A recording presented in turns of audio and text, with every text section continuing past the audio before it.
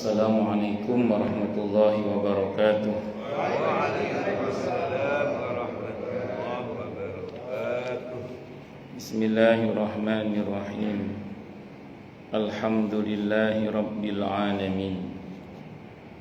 Wa bihi nasta'inu ala umurid dunya waddin. Wassalatu wassalamu ala asyrafil anbiya'i wal mursalin. Sayyidina wa habibina wa syafi'ina wa qurrati a'yunina wa maulana Muhammadin wa ala alihi wa ashabihi wa dhurriyyatihi ajma'in, amma ba'd. Ashhadu an la ilaha illallah wa ashhadu anna Muhammadar Rasulullah wa ufawwidu amri ilallah, innallaha basirun bil ibad. Hasbiyallahu la ilaha illa huwa alaihi tawakkaltu wa huwa rabbul arsyil azim. Qala Allah ta'ala fi kitabihil karim hikayatan an nabiyillahi Musa alaihi salam. Rabbi syrah li sadri wa yassir li amri wahlul 'uqdatam min lisani yafqahu qawli. Para alim, para asatidah, para bapak dan ibu sekalian, hafizani wa hafizakumullah, bil khusus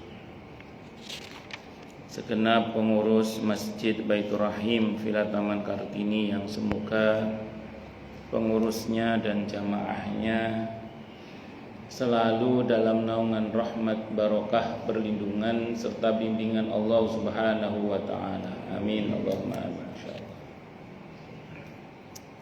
Allahumma inna nas'aluka ilman nafi'a wa rizqan thayyiba wa amalan mutaqabbala wa fatahallahu lana futuhal arifin.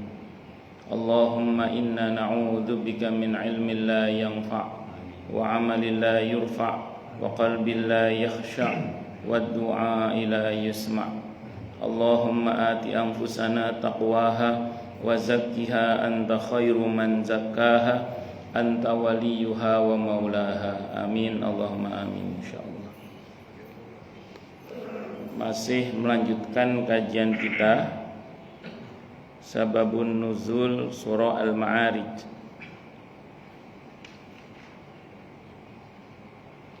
ayat 1 dan 2 saja di sini, cuma 1 dan 2 saja. A'udzu billahi samii'il 'aliim minasy syaithaanir rajiim. Bismillahirrahmanirrahim. Al-Ma'arij, tempat-tempat naik, dari kata mi'raj.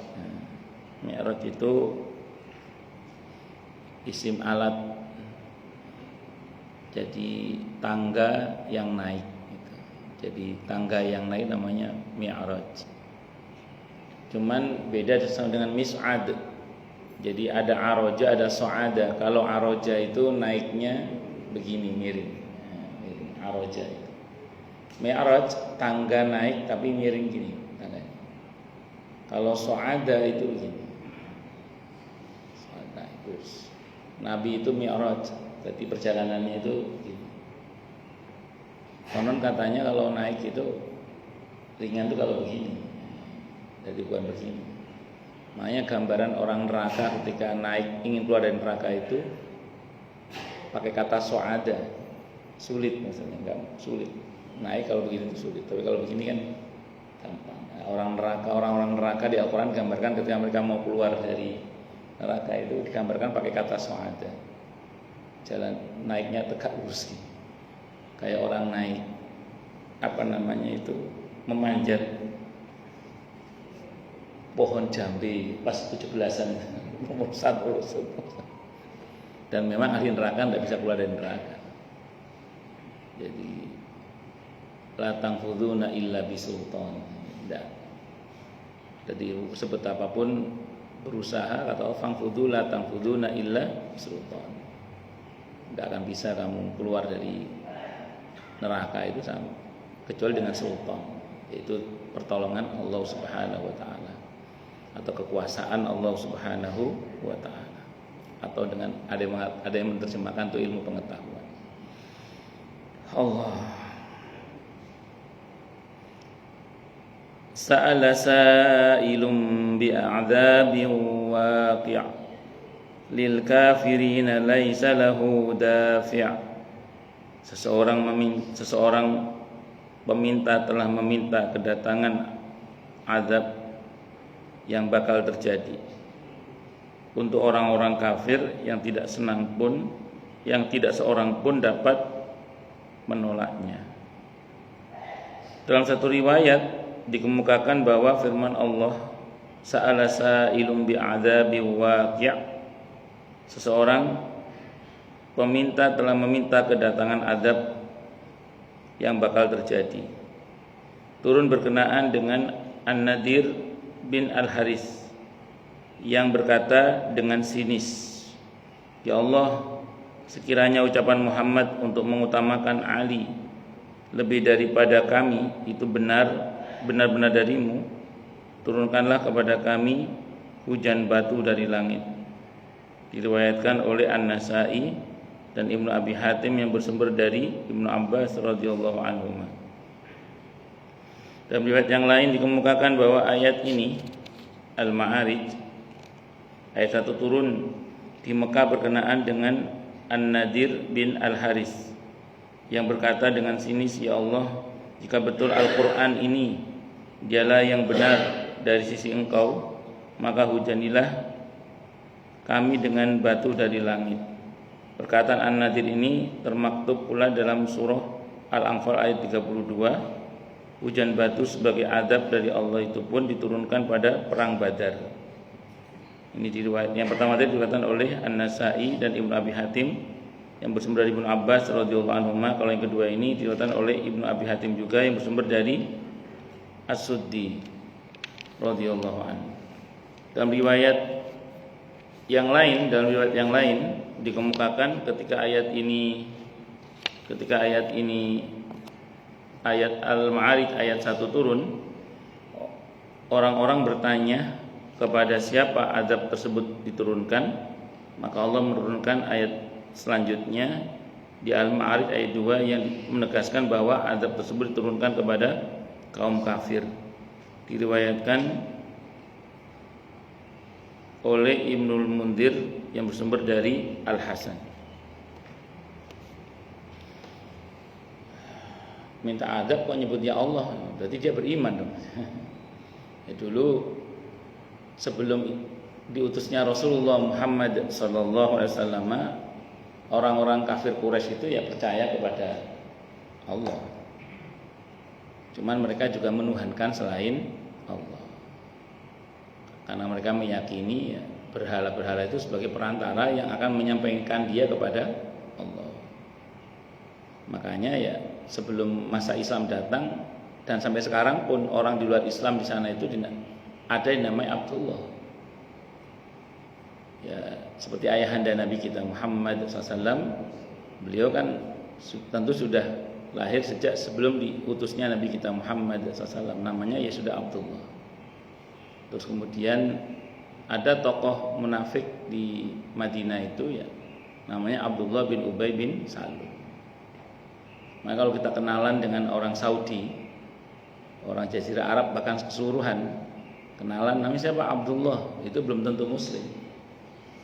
Jadi kalau kita kenal namanya Abdullah belum tentu Muslim. Tapi kalau Abdul Aziz, Abdul Ghafur, Abdul Ghaffar biasanya Muslim. Tapi kalau Abdullah belum tentu Muslim. Karena memang orang Arab itu ya aslinya percaya kepada Allah. Cuman ketika risalah Nabi belum datang, banyak yang berbuat syirik. Maksudnya menuhankan selain Allah. Kalau kita baca dalam Sirah Nabawiyah itu, kalau aslinya penduduk Arab itu aslinya itu tauhid, aslinya muwahhid mereka itu aslinya. Sampai datang seorang tokoh, saya lupa namanya itu, yang pertama kali membawa patung ini. Itu seperti itu. Siapa namanya? Oh iya betul. Itu seperti itu. Makanya Lata Uzza Manat itu ada yang mengatakan tuh orang-orang baik sebenarnya, yang suka melayani jamaah haji yang berhaji. Nah, mereka ini bagian menyambut para tamu Allah. Nah, untuk mengenang jasanya dibuat patungnya. Awalnya dibuat patungnya untuk mengenang jasanya awalnya. Nah, lama-lama terus disembah. Nah, itu kan persis seperti yang terjadi zaman Nabi Nuh alaihissalam. Ada 5 tokoh yang sangat populer di masa itu. Terus mati secara bersamaan. Dimakamkanlah 5 tokoh itu. Ya, yang ada di surah Nuh itu nama-namanya, yang ada di surah Nuh itu. Ya'uq, Nasro dan macam-macam, ada berapa itu. Ada 5 pokoknya, ada 5. Nah, generasi pertama ketika menziarahi kuburnya betul-betul mendoakan dan mengenang jasanya. Generasi kedua masih menangi, ini tokoh ini masih menangi. Tapi terus iblis mulai datang. Kalau kamu kan masih nututi, bapak kamu masih nututi, kamu masih nututi. Anak kamu nggak nututi nanti. Buatkan patungnya biar mereka tahu anak cucumu itu nanti.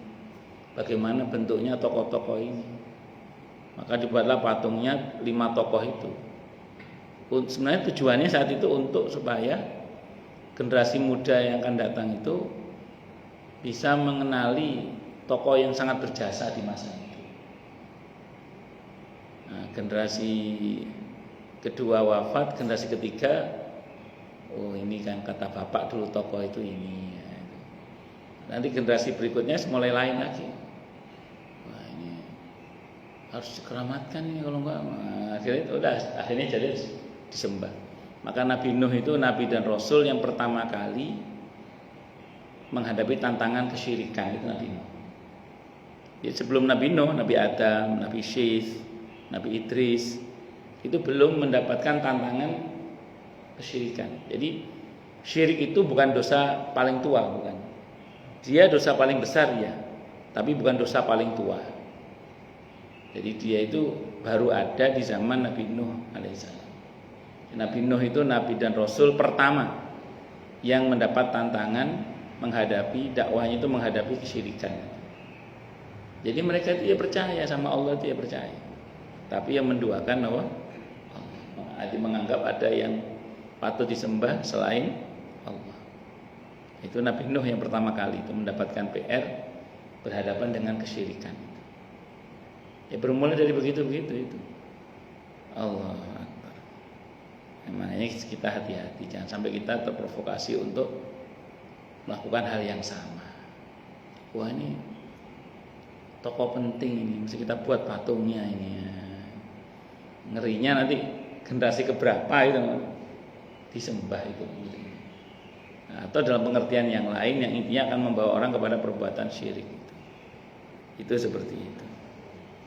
Allah Akbar. Jadi saya ulang ya, mereka ini walaupun bersumpah atas nama Allah, walaupun mereka itu kafir, aslinya mereka percaya kepada Allah.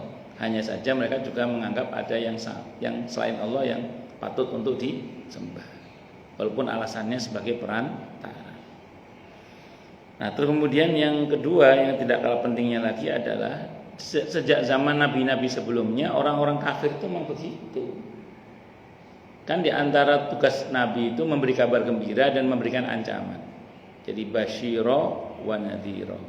Jadi sebagai pemberi kabar gembira dan sekaligus sebagai pemberi peringatan. Nah, di antara peringatan kan orang itu diingatkan akan adab gitu. Dan nabi-nabi dulu itu biasa ditantang itu. Mana adabnya? Mana adabnya? Turunin, ayo minta sama Allah. Itu gitu. Dan Nabi Nuh itu ditantang begitu itu sampai 1000 tahun kurang 50 tahun Nabi Nuh itu ditantang begitu. Mana Nuh? Katanya ada adab, mana ada adab terus. Akhirnya Nabi Nuh ya namanya manusia sudah bersabar 1000 kurang 50 tahun. Akhirnya berdoa juga. Itu seperti itu. Dan doanya Nabi Nuh gak main-main itu. Minta dihabisi semua orang yang kafir hingga calon bayinya yang dalam perutnya itu habis semua, ludes. Allah, itu Nabi Nuh alaihissalam. Dan memang setelah Nabi Nuh itu tidak ada lagi manusia kecuali keturunan Nabi Nuh alaihissalam. Itu yang saya ceritakan kemarin, kita nggak usah khawatir. Kita ini bukan keturunan Qabil.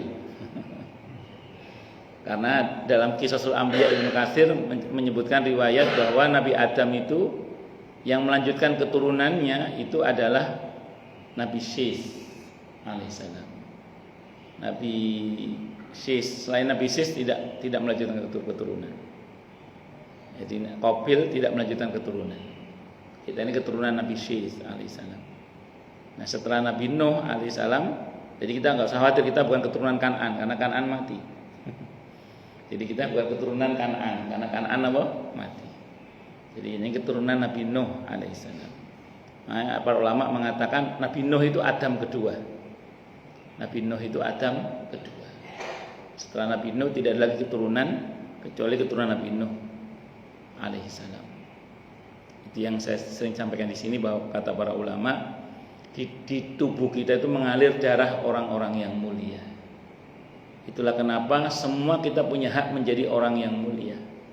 Makanya dalam Islam kemuliaan tidak diukur dari warna kulit, tidak diukur dari warna darah, apa darah biru, apa darah merah, tidak diukur dari jenis kelamin.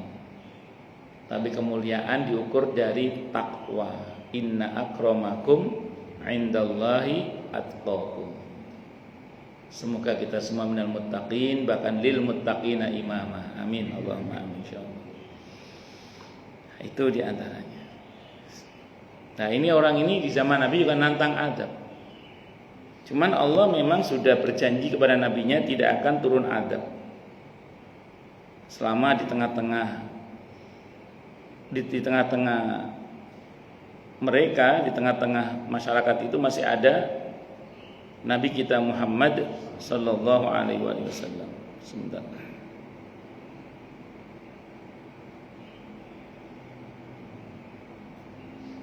Itu Allah sebutkan di surah Al-Anfal ayat 33 itu. Wa ma kana Allahu liyu'adzibahum wa anta fihim.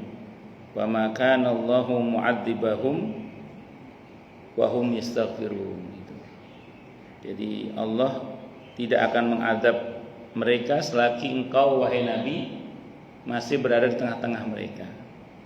Karena Nabi kita Muhammad sallallahu alaihi wasallam itu Nabiur Rahmah, Nabi Rahmat. Tidak mungkin rahmat dan adab bersamaan turun dalam pengertian kalau harus turun antara adab dan rahmat, ini dimenangkan rahmat gitu.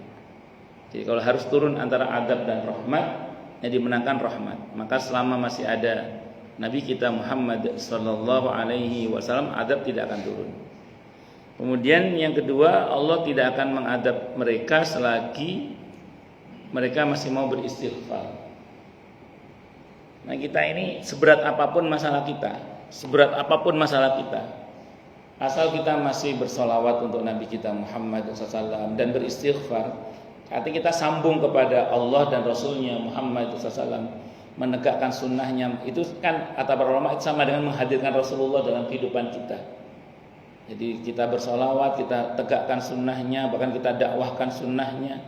Terus kemudian kita beristighfar, insya Allah ya, separah apapun yang menimpa kita itu tidak akan bernilai azab, insya Allah.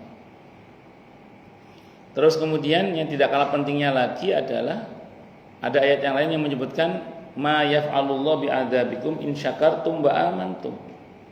Jadi Allah tidak akan bertindak mengadab kalian selagi kalian masih mau bersyukur dan beriman. Ma yaf'alullahu bi'adzabikum in syakartum wa amantum. Itu di surah An-Nisa ayat 147 itu. Ma yaf'alullahu bi'adzabikum, Allah tidak akan bertindak mengadab kalian selagi kalian jika kalian bersyukur dan beriman. Makanya selagi kita masih sering alhamdulillah ya Allah, alhamdulillah. Nah, itu. Selagi kita masih mau begitu, selagi kita masih mau astagfirullah. Selagi kita masih sering bersalawat untuk Nabi kita Muhammad SAW dan mengamalkan sunnah-sunnahnya, menghidupkan sunnah-sunnah beliau dalam kehidupan kita, Insya Allah lah, insya Allah. Separah apapun yang terjadi pada kita itu tidak akan bernilai adab, insya Allah. Karena janji Allah dan Allah tidak akan mengingkari janji.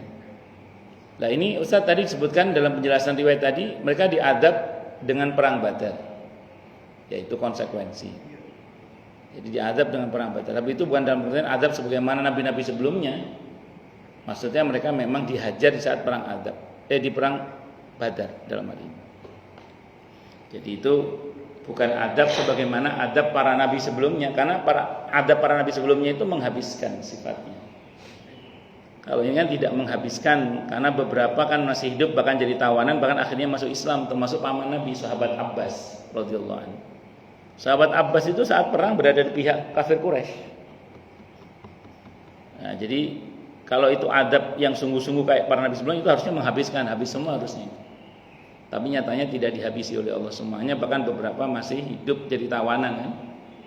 Termasuk tawanannya adalah sahabat Abbas radhiyallahu anhu. Yang akhirnya setelah itu malah beliau masuk Islam. Termasuk beberapa tokoh-tokoh yang lain yang akhirnya masuk Islam. Itu dengan setelah pasca perang Badar itu.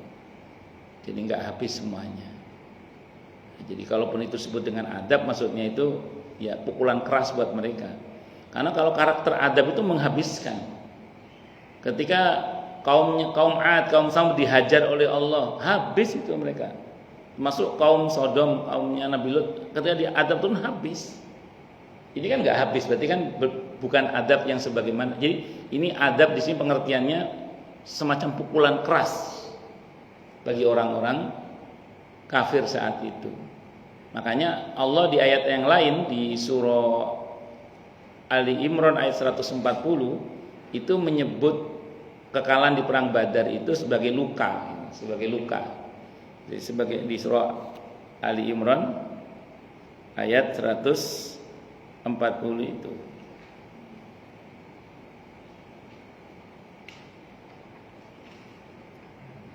Allah katakan iyam saskum qarhum faqad masal qaumu qarhum misluh wa tilkal ayyamu nudawiluha bainan nas wa liya'lamallahu alladhina amanu wa yattakhidha minkum syuhada wallahu la yuhibbul zalimin. Jika kamu wahai Nabi pada perang Uhud mendapat luka, maka mereka pun pada perang Badar mendapatkan luka yang serupa.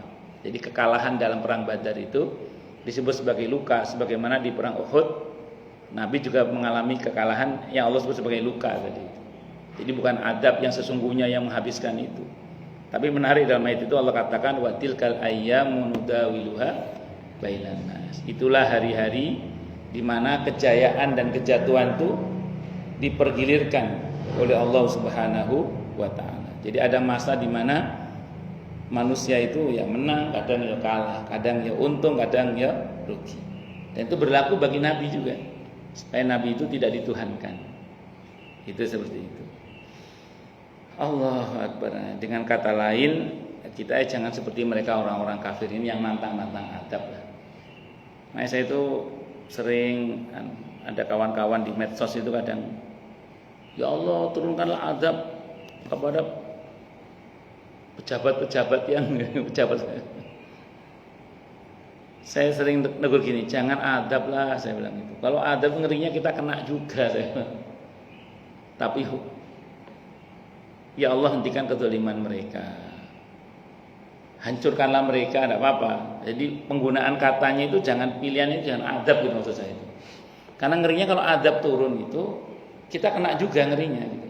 Walaupun kita nggak masuk dalam daftar yang dimurkai, tapi kan kata Allah di surah Al-Anfal ayat 25 itu kan kalau adab itu turun tidak hanya mengenai orang yang zalim saja kan. Wattaqu fitnatan la tusibannal ladzina zalamu minkum khassah. Takutlah kalian pada bencana yang kalau atau adab yang kalau turun itu tidak hanya mengenai orang-orang yang zalim saja. Itu yang Nabi ceritakan ketika Allah menghajar habis di tanah yang lapang pasukan Abroha. Itu kata Siti Aisyah radhiyallahu anha, ya Rasulullah saat itu kan ada juga orang-orang yang sedang ke pasar yang mereka tidak ikut-ikutan, apakah mereka habis juga? Kata Nabi habis. dari awal sampai paling belakang pasukannya dan orang-orang yang di pasar habis semua. Tapi nanti mereka akan dibangkitkan oleh Allah sesuai dengan niat mereka. Kenapa? Karena kalau azab itu turun kena semua gitu. Kanan, kiri, depan, belakang, atas, bawah kena semua. Makanya Nabi Nuh itu ketika azab turun itu beliau kan menyesal dalam ayat itu. Beliau baru tersadar bahwa ternyata putranya Kan'an masuk dalam daftar yang kena azab gitu kan. Umar sampai tanda kutip nangis-nangis lah agar putranya selamat kan. Sampai Allah tegur akhirnya innahu amalun ghairu shalih. Makanya Nabi itu ketika doa qunut nazilah dengan memohon adab kan Allah kasih izin cuma sebulan aja. Wis aja kok terus, jangan diteruskan. Cukup, jangan diteruskan. Itu seperti itu. Jadi minta kehancuran tidak apa-apa untuk mereka yang dolim itu. Tapi jangan sampai kemudian kalau bisa ya menurut saya seperti yang saya paham jangan minta adab lah. Ngeri kalau adab turun. Ngerinya kalau adab itu betul-betul turun, kita kena dampaknya. Kanan, kiri, depan, belakang, atas, bawah itu bisa kena semua. Jadi jangan kepedean minta adab. Karena kebiasaan minta adab itu kebiasaannya orang-orang kafir terdahulu. Nabi aja ditegur, jangan diteruskan Muhammad. Cukup.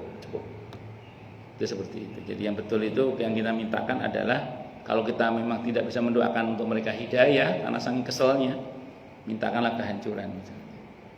Ya, cegah kezalimannya ya Allah, selamatkan saudara kita yang di Gaza sana, itu mohon pada Allah.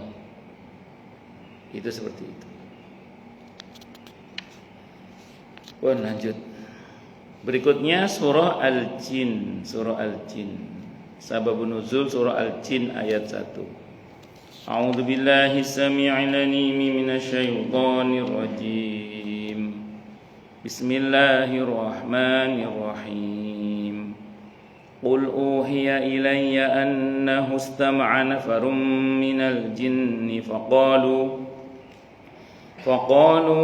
inna sami'na qur'anan 'ajaba. Katakanlah hai Nabi, telah diwahyukan kepadaku bahwasanya sekumpulan jin telah mendengarkan Al-Qur'an.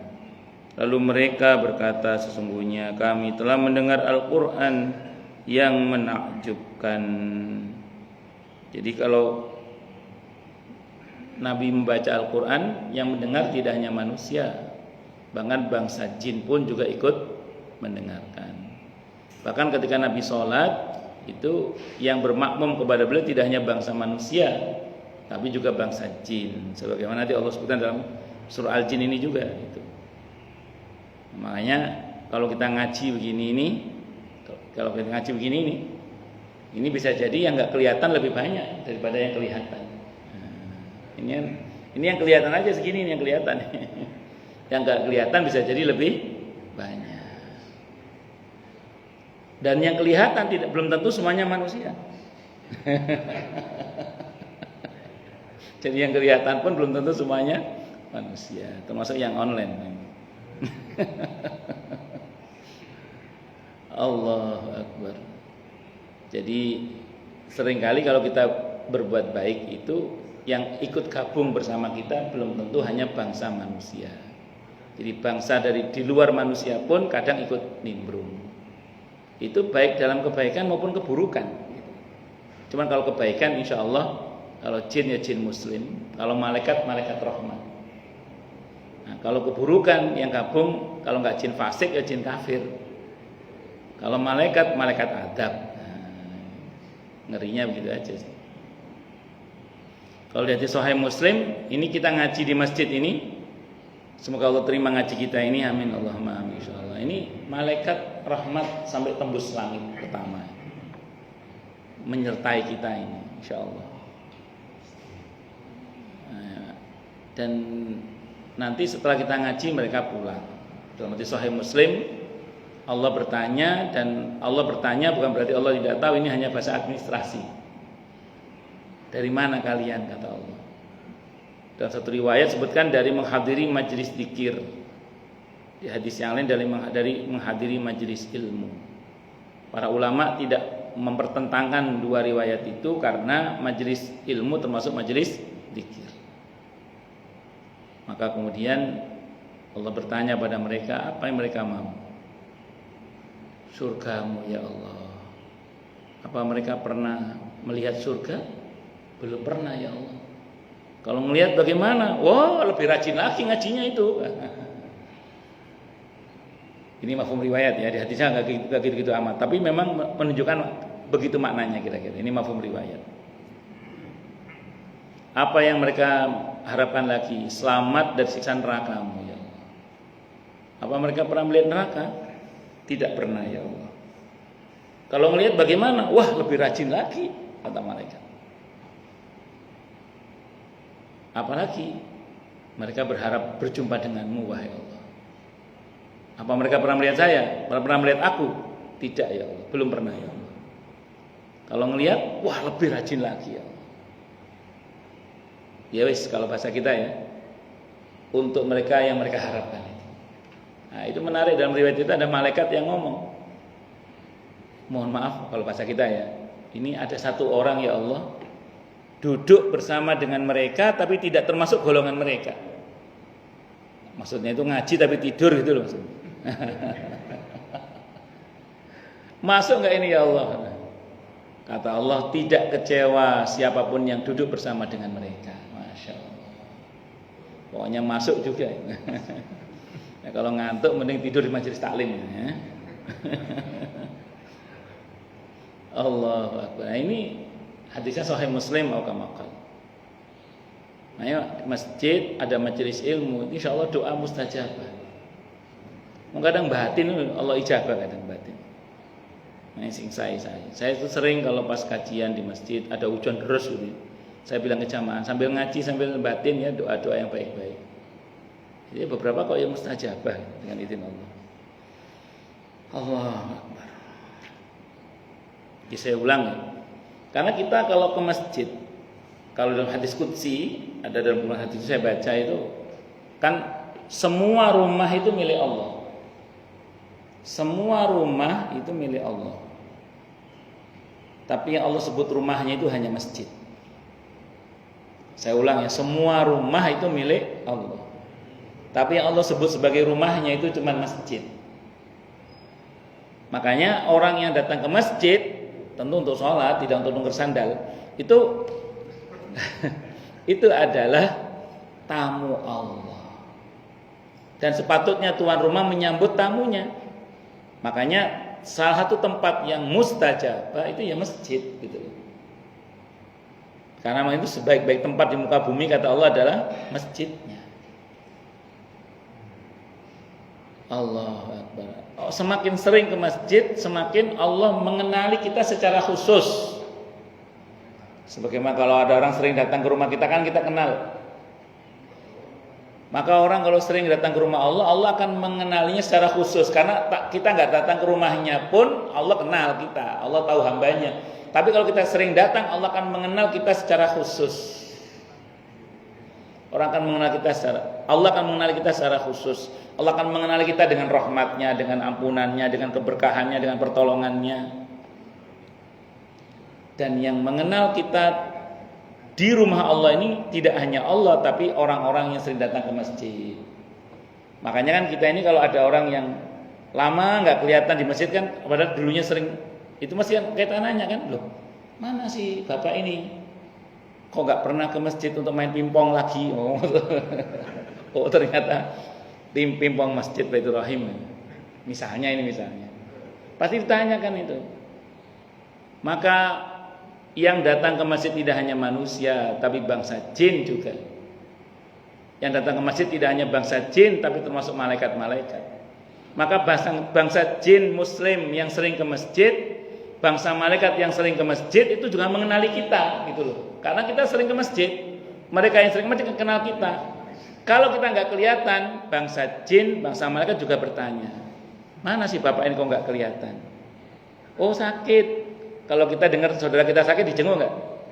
Maka malaikat juga menjenguk, bangsa jin juga menjenguk. Oh masa Ustadz gini? Saya bacain dalam fikih sunnah Sayyid Sabiq. Termasuk ada dalam kitab Hayatus Sahabah Maulana Yusuf Al-Kandahlawi rahimahullah. Ada dua riwayat yang pernah saya pelajari. Yang pertama itu ada sahabat Nabi namanya Zubair ibn Awam radhiyallahu an. Beliau itu termasuk ahadul asyaratil masyhudi lahum bil jannah. Satu di antara 10 sahabat Nabi yang dijamin masuk surga. Satu saat beliau itu sakit sehingga berhalangan ke masjid. Sakitnya sampai tidak bisa ke masjid lah kalau bahasa kita. Nah, dulu para sahabat itu kalau masih bisa ke masjid walaupun dipapah itu. Ini seperti sudah parah sampai nggak bisa ke masjid. Satu saat beliau pesan ke keponakannya itu, wahai keponakanku, tolong ceritaku jangan diceritakan sebelum aku mati, kata Zubair bin Awam radhiyallahu anhu. Jangan kamu ceritakan. Zubair ini suaminya Asma binti Abu Bakar As-Siddiq radhiyallahu anhu. Tolong jangan ceritakan ceritaku ini sampai aku mati. Kalau aku udah mati baru ceritakan. Siap paman. Ketahuilah wahai keponakanku, selama aku sakit ini aku sering dijenguk oleh para malaikat. Jadi malaikat jenguk Zubair bin Awam radhiyallahu anhu. Dan yang cerita ini adalah ahadul asyarati masyhudi lahum bil jannah. Satu di antara 10 sahabat Nabi yang dijamin masuk surga. Maka setelah Zubair bin Awam radhiyallahu anhu, keponakannya menceritakan bahwa paman saya ini selama sakit sering dijenguk oleh para malaikat. Nah, termasuk pernah ada seorang sahabat sakit, Nabi menjenguknya. Ini di hati itu sahabat. Begitu dijenguk, kata orang itu, ya Rasulullah, tadi ada orang menjenguk saya sebelum panjenengan. Orangnya ganteng ya Rasulullah. Saya belum pernah lihat ada orang yang lebih ganteng dari dia kecuali engkau ya Rasulullah. Nabi tersenyum, aukamakol. Iya, saya ketemu tadi di luar. Itu Jibril menjenguk kamu, masya Allah. Malaikat Jibril jenguk dia. Itu sahabat. Kadang orang itu kalau rajin ke masjid, yang kenal enggak cuma Tuhannya Allah, tapi sesama manusia yang sering ke masjid juga kenal. Makhluk-makhluk Allah yang lain yang sering ke masjid juga kenal, termasuk bangsa jin, muslim, termasuk bangsa malaikat. Sehingga saya pernah ada jamaah cerita ke saya. Beliau ini orang Taman Bougainville, Caman itu. Suatu saat beliau ini mengendarai mobil dekat Ancol. Satu ban mobilnya itu masuk ke got, keblasuk lah. Satu ban mobilnya. Oh, panik kan, sendiri nggak ada temen. Di tengah satu ban mobil masuk got itu, qadarullah ada sekelompok pengendara motor minggir.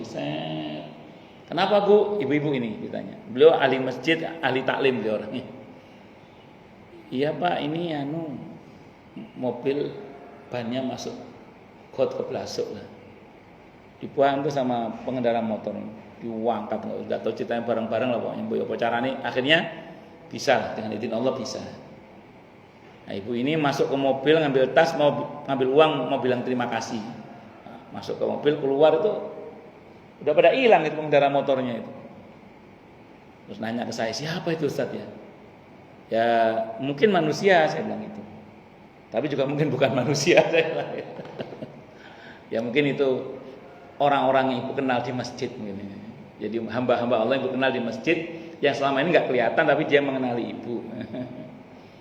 Jadi jangan dikira kita ini hanya dikenali oleh yang kelihatan aja. Saya ulang tadi, bahkan yang kelihatan pun belum tentu semuanya manusia.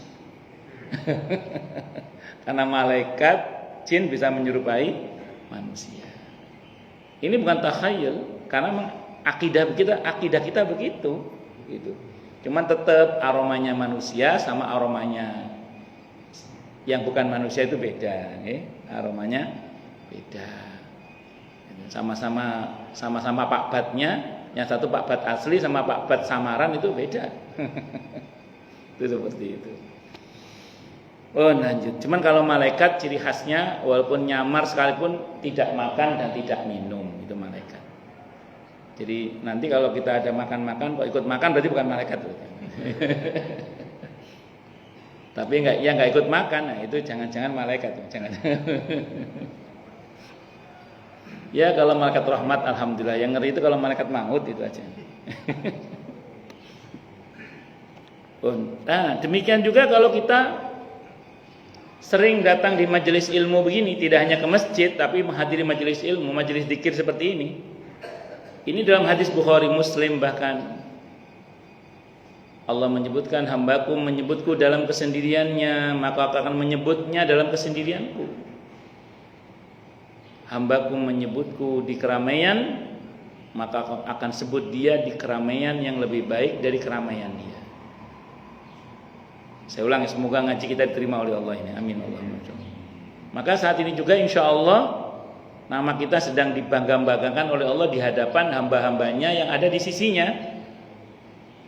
Para syuhada, para nabi, para rasul, para siddiqin, para syuhada, termasuk para malaikat muqarrabin. Para malaikat muqarrabin. Di antara malaikat muqarrabin itu siapa? Malaikat maut. Sehingga kalau nama kita sering disebut oleh Allah di sisinya sana, maka nama kita insya Allah terkenal di langit. Masya Allah. Nama kita terkenal di langit. Sehingga kalau kita doa siapa ini? Doanya Pak Haji Maman. Oh iya, ini nama yang sering Allah sebut ini. Amin insya Allah. Doa siapa ini? Oh doa Pak Samsurijal. Wah iya. Nama yang sering Allah sebut ini. Naik. Nah termasuk saya ulang tadi, di antara yang sering mendengar nama kita sebut itu adalah malaikat maut. Karena ini termasuk malaikat yang didekatkan kepada Allah. Maka ketika nanti SK kematian kita sampai ke tangan malaikat maut, harapannya apa? Malaikat maut sudah mengenali kita. Loh, ini nama yang sering Allah sebut. Ini nama yang sering Allah sebut, berarti ini nama orang baik ini. Nah, nama orang baik, maka malaikat maut pun datangnya permisi. Sebagaimana yang Allah gambarkan di surah An-Nahl ayat 32 itu. Alladzina tatawaffahumul malaikatu thayyibina yaquluna salamun alaikum. An-Nahl ayat 32. Orang-orang yang bertakwa itu, kalau kita mau baca lengkapnya dari ayat 30, 31, 32. Itu tentang orang yang bertakwa. Orang yang bertakwa itu kata Allah dalam ayat itu adalah orang yang baik yang diwafatkan oleh para malaikat utusan Allah dengan cara yang baik. SOP-nya malaikatnya wajib permisi dulu. Salamun alaikum. Kenapa? Karena ini orang yang sering Allah sebut namanya. Ini orang baik ini. Makanya malaikat pun mau nyabut nyawanya permisi dulu. Cuman masalahnya gitu, permisi mau nyabut nyawa maksudnya. Tapi nggak usah khawatir. Sudah ditenangkan oleh Allah sehingga insya Allah matinya tenang. Insya Allah. Semoga kita termasuk yang Allah gambarkan di surah An-Nahl ayat 32 itu ya. Amin insya Allah. Allahu Akbar. Nah, di antara ini kan ngaji-ngaji gini kan bagian dari upaya kita untuk supaya dikenal oleh Allah dan hamba-hamba Allah yang dekat dengan Allah gitu loh. Termasuk penghuni langit gitu. Ya, saya ulang tadi, di antara penghuni langit yang dekat dengan Allah adalah malaikat maut, itu di antara. Bahkan tidak jarang pun malaikat Jibril akan turun bisa jadi untuk menemani kita. Karena Imam Al-Qurtubi ketika menafsirkan surah Ali Imran ayat 8 doa tentang Rabbana la tuzigh qulubana ba'da idh hadaitana wa hab lana min ladunka rahmah innaka antal wahhab. Itu kata wahab lana min ladunka rahmah, anugerahkanlah untuk kami dari sisimu rahmat. Rahmat itu boleh terjemahkan dengan malaikat rahmat. Dan malaikat rahmat itu komandannya adalah malaikat Jibril.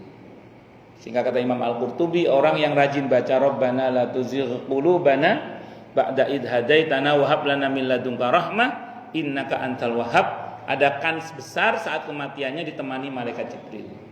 Kalau malaikat Jibril datang, SOP-nya beliau memperkenalkan diri. Dalam riwayat yang beliau kutip ya, malaikat Jibril akan datang memperkenalkan diri.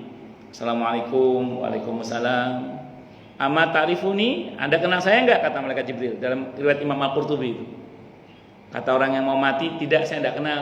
Man anta, siapa kamu? Ana Jibril, saya Jibril.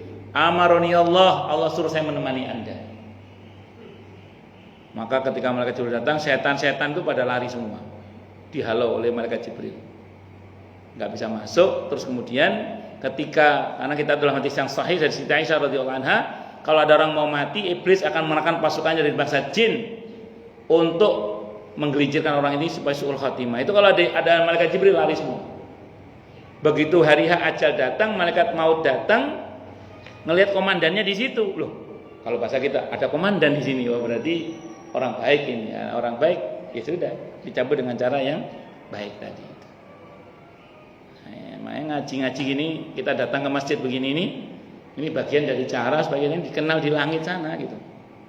Supaya kita ini dikenal di kalangan hamba-hamba Allah, penghuni-penghuni langit yang mulia. Masya Allah, kopinya datang juga akhirnya. Tidak apa-apa. Makasih selamat ya. Jazakallah khairan, kita doakan semoga segera harapan baiknya selamat, segera Allah ijabah dengan mudah, dengan mulia, dengan bahagia, dengan tanpa susah payah, dan jadi menteri yang soleh muslim. Amin. Allahumma amin insyaallah. Pokoknya kapan jadi menteri, yang penting jadi menteri selamat insyaallah. Amin. Allahumma amin insyaallah. Ini mau saya terangkan terus, kayaknya banyak. Insyaallah besok kita ulangi lagi dari surah Al-Jin insyaallah. Monggo silakan yang mau tanya dulu. Tanya, protes, marah boleh silakan. Nggih, monggo Pak Haji. Nggih. Berkaitan dengan jin ini. Nggih. Di surat yang ke-6 itu ada wa innahu kana rijalun minal ins dan seterusnya. Nggih. Orang yang berhubungan dengan jin di dalam ayat ini seolah-olah akan dapat sesat tadi. Nggih. Kalau di saudara-saudara kita di NU itu kan selalu ada yang punya jin berapa, melihara jin dan sebagainya. Jin saya berapa jin? Baik. Jin itu ada dua macam. Sebenarnya tidak hanya di NU, di teman-teman Salafi kalau baca buku kitabnya Ibnu Taimiyah kan teman-teman itu Ibnu Taimiyah itu membahas tentang masalah jin juga. Termasuk kerjasama dengan bangsa jin. Tapi saya mau terangkan dulu nih. Ada jin itu yang sifatnya datang, bukan dicari. Biasanya mereka ini memang pure murni mengaji. Datang mengaji, belajar gitu. Nah, terus ya di antara mereka ada yang soleh juga, tapi ada yang nakal juga. Sebagaimana umumnya bangsa manusia.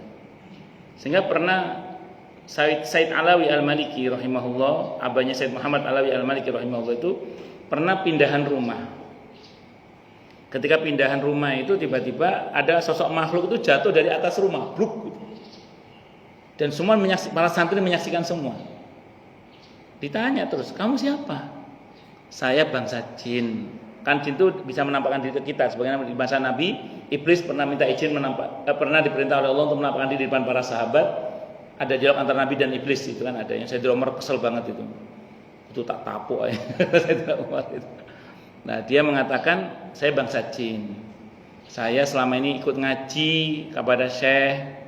Saya kok mau pindah, izinkan saya ikut pindah juga gitu." Ya, itu jadi ada kejadian begitu itu ada. Wallahu a'lam bishawab.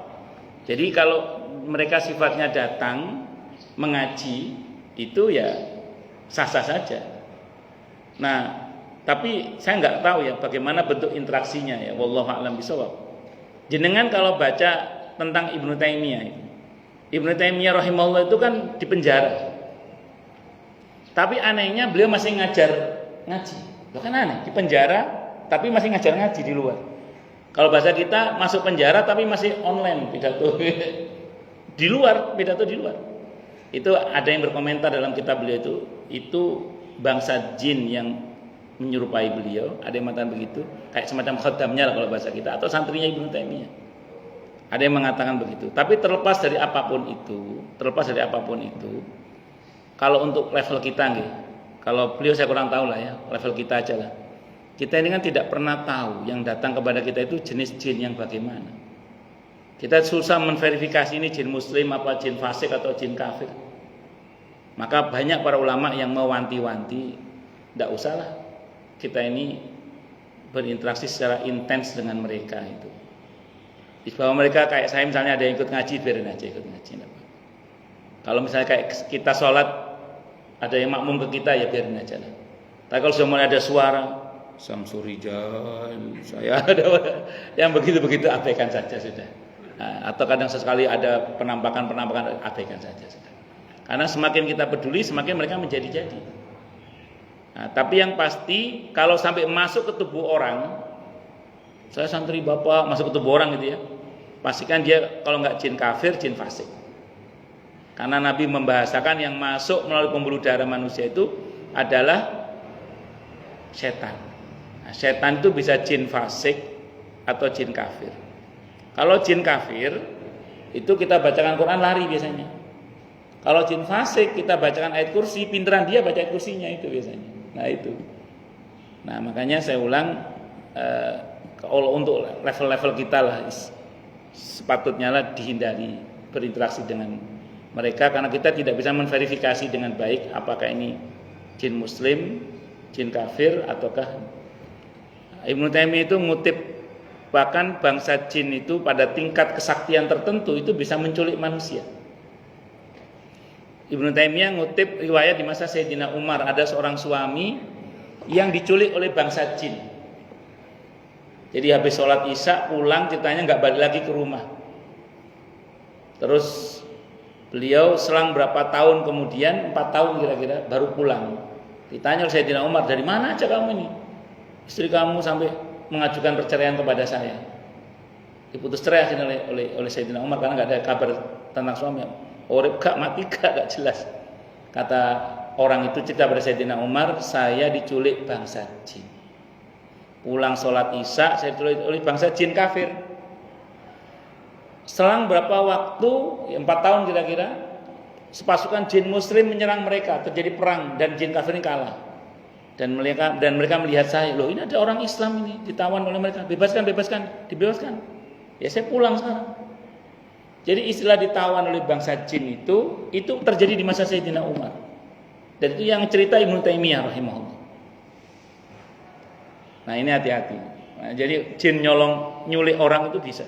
Itu di masa Sayyidina Umar yang cerita Ibnu Taimiyah. Oh, terus gimana Ustaz? Nah, ini rumus ya.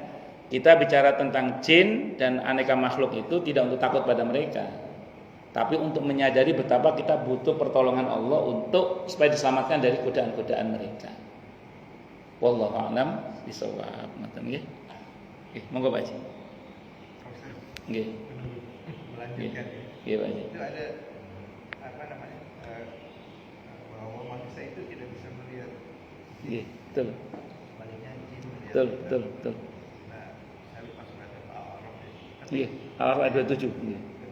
Jadi maksudnya gini Ustaz, kalau ada orang yang tadi berhubungan kemudian melihat, kan banyak nih sekarang di Nggih. Paham. itu bagaimana? Bagus. Ini bagus, menarik. Sampun?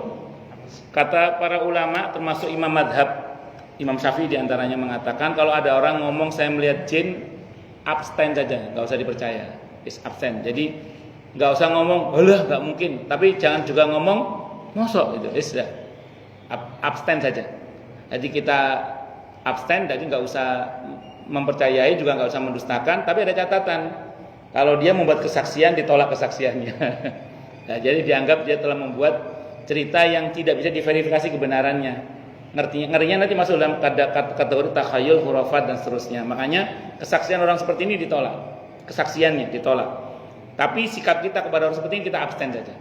Ya mungkin, tapi juga tidak mungkin juga, karena susah kita memverifikasi apakah dia jujur atau tidak jujur. Itu begitu Pak Haji. Nah, Al-A'raf ayat 27 mengenai bahwa iblis dan pasukannya dari bangsa jin bisa melihat manusia dari tempat yang kita tidak bisa melihat mereka. Itu betul, tidak salah. Ayatnya jelas saya kira itu. Jadi kita itu dengan mata yang ini memang tidak bisa melihat mereka kecuali mereka menampakkan diri kepada kita. Dan kalau mereka menampakkan diri kepada kita, berarti kita semua bisa melihat. Harusnya begitu. Saya ulang, sudah disebutkan dalam hadis yang sahih tentang bagaimana iblis yang dari bangsa jin itu menyamar sebagai kakek-kakek yang bijak datang ke rapatnya Abu Jahal CS di Darun Nadwa. Seorang anak muda ternyata iblis yang memprovokasi Abu Jahal CS untuk perang Badar. Ternyata iblis. Itu jin kan dia itu jin. Iya, bisa menyerupai, bisa menampak. Tapi semuanya melihat. Jadi kalau tiba-tiba sini ada pocong gitu ya, maka semua kita melihat. Tapi biasanya nggak kuat lama biasanya. Cuman 7 detik pergi. Kenapa? Karena semua pasti minta selfie. Foto-foto. Gitu kan era sekarang. Jadi kalau dia menampakkan diri ke kita, semua bisa melihat harusnya. Itu yang mungkin Pak Haji pernah baca hadis tentang Nabi pernah nyekek setan itu. sampai tangan beliau basah oleh air liur. Kata beliau, andaikan aku tidak khawatir terjadi kehebohan, ya, akan aku ikat jin ini di tengah lapangan untuk buat mainan anak-anak. Kata Nabi itu gitu. Artinya memang real itu bisa terjadi, serupa yang tangan Nabi basah oleh air liurnya setan itu. Itu seperti itu. Makanya saya ulang sekali lagi, dalam hal ini kalau pakai mata ini memang kita nggak bisa, kecuali dia masuk ke kita, Pak Haji. Harusnya kalau dia masuk ke kita, tapi harusnya semuanya bisa melihat, harusnya. Itu yang harus kita perhatikan. Terus satu lagi, ada satu mata kita yang Allah sebut di surah An-Najm ayat 11, maka dzabal fuadu mar'a. Fuad, hati yang paling dalam. Hati yang paling dalam ini tidak akan mendustakan apa yang dilihatnya. Jadi kalau pakai ini yang Nabi dalam An-Najm, Nabi melihat malaikat Jibril dari ujung kaki sampai ujung kepala semuanya. Padahal Jibril itu kepalanya itu tembus langit berapa? Itu Nabi bisa melihat seluruhnya. Apakah Nabi memandang pakai mata beliau ini? Tidak. Nabi pakai fuadnya, kata Al-Quran. Maka dzabal fuadu mar'a. Dan itu berlaku untuk kita semua terkait dengan fuad. Cuman masalahnya gini, kalau Nabi fuadnya kan terjamin, Pak Haji. Ya kalau kita kan itu fuad beneran apa? Jangan-jangan di sini ada jinnya gitu.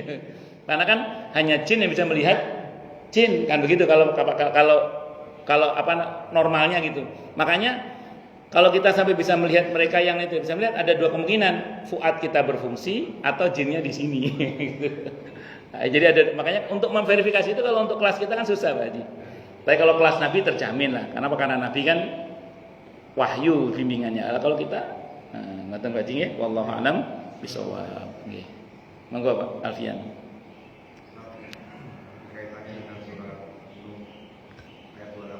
Nggih.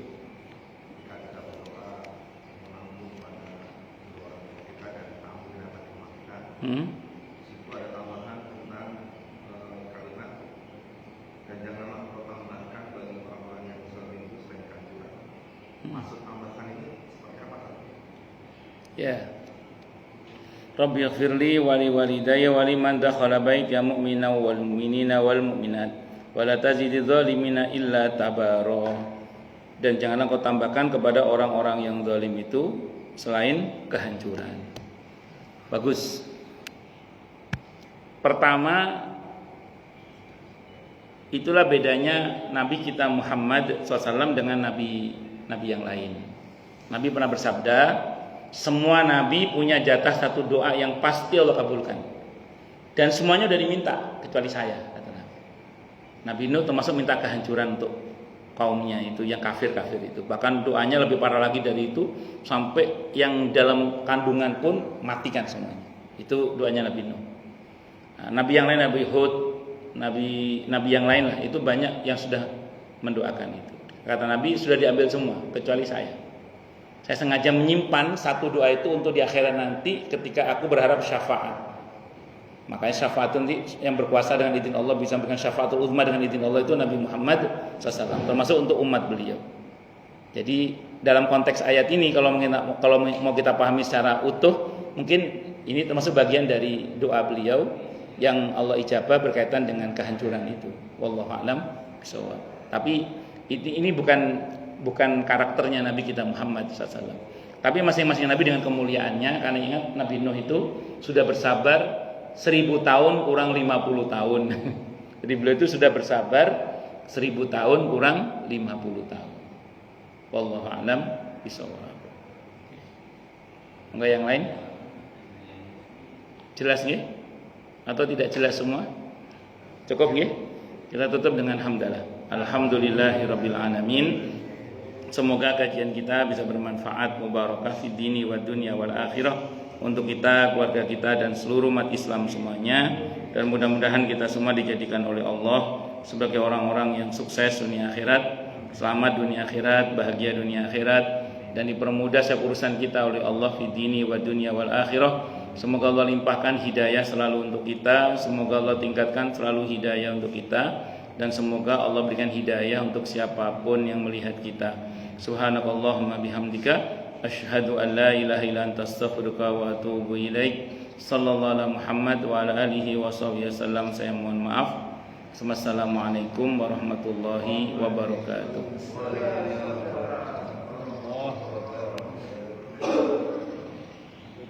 Oke, sami-sami.